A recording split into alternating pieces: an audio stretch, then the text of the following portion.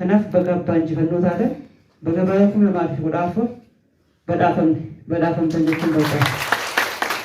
Bu'aa keessanii waan ta'eef jecha wanni asitti viidiyootti agartan kun harki caalaan bu'aa dargaggeessaa dubartoota qaama hawaasa keenyaati. Godinni fadhee raajii akkasii torbaan takka keessatti hin hojjetu. Qabaanneeti miti kan hojjetu jijjiiramatti waan amanneef. Waan amananii qabatan immoo hojjetanii agarsiisan. Akkasumas yoo itti amanuu baatte immoo hojjechuun nama rakkisa. Kanaaf adammoo isin abbaa caalaati. Caalaa kana argattanii dargaggeessaan bittaan boondii godina Harargee Bahaa keessatti banamuun abbaa caalaati jechuudha. Waa malee miti kana kan hin jedhe. Hidha laga Abbaay jechuun eenyummaa saba kanaati. Ibsituu uummata Itoophiyaa, uummata Oromooti. Jijjiirama dura hin milkaa'u kan jedhamu hidhi laga Abbaay marsaa 3 guutamee tajaajila kennuu kan eegan abbichuu abbaa manaa waan hoogganameef jecha isiniin jechuudha uummata Itoophiyaati.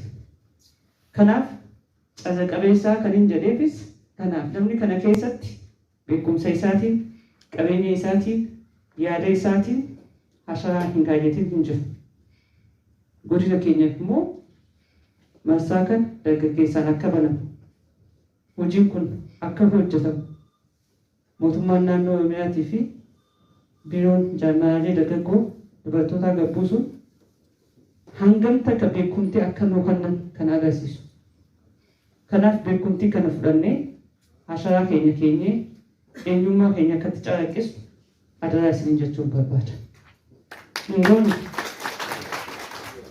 Kanaaf yoo xiqqaate torbee takka keessatti akkas hojjetan karoorri kun dargaggeessaaf dhibba takka boondii yoo bitate kanaa miti kanaa ol raajii hojjechuu danda'a. Itti amana waan ta'eef jecha. Kanaaf hidha laga Abbaay marsaa 3ffaa guunnee tajaajila kan ji'a muraasa booda marsaa 4ffaatis guutamee tajaajila akka kennu shakkii kan qabu.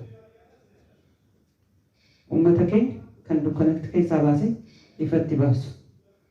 Misooma keenya kan harkifate saffisisee ekspoorti godhee doolaara argamsiisee hiyyummaa keessaa kan baasu hidha laga Abbaay jechuudha.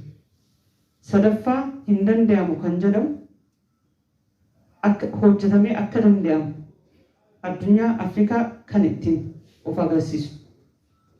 Kanaaf kaayoo kana sadiin qabannee waan dandeenye hundaan halkanii fi guyyaa hojjennee hidha laga Abbaay akka milkeessitu adaraa kan isinii dhaamuu fi anis yaadaa fi qalbiin bakkaan jirutti isinii wajjin gabbu'ee yaadaa fi qalbiin akkaan isinii wajjin hojjetu asumaan akka of beektanii fi akka of qopheessitan isinii dhaamu.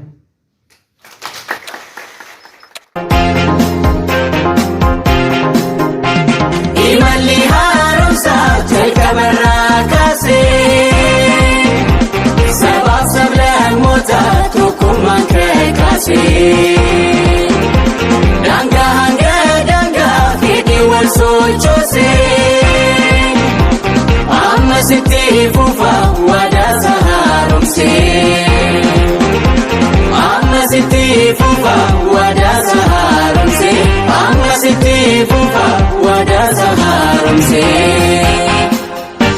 dhibbaan nuti mirga fayyadamuun ni qabna nuti.